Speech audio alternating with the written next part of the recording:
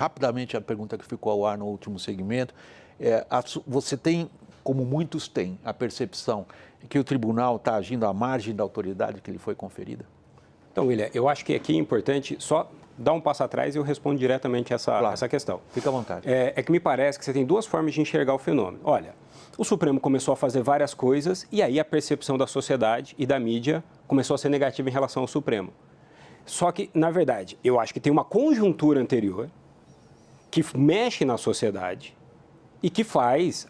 não estou dizendo que não há nenhuma culpa do Supremo, estou dizendo essa conjuntura anterior de redes sociais, de extrema-direita, de fake news, de desinformação e, inclusive, da mídia especializada, isso cria um ambiente...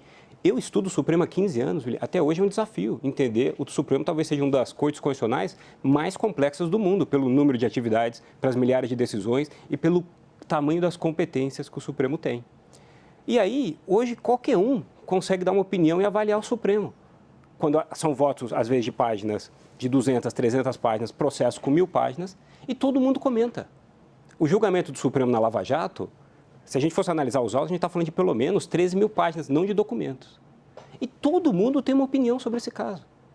Então, se a gente pegar, por exemplo, uma experiência da Polônia, tem um Sadurski, que é um constitucionalista, ele tem um livro em inglês, ele vai explicando. Você primeiro criou um caldo para derrubar a Suprema Corte e aí acender uma extrema-direita na Polônia. No Brasil, não dá para ignorar, não estou dizendo que quem critica o Supremo é de extrema-direita, mas não dá para ignorar a força de uma extrema-direita organizada que não existia há 10 anos atrás, que é isso que faz você cogitar de um impeachment do ministro do Supremo hoje. Não porque mudou a qualidade do Supremo. E eu vou dar um exemplo, se você me permitir. Claro, à vontade. Que eu acho que isso é uma coisa fundamental, de como a mídia cobre nos principais editoriais da mídia especializada no país.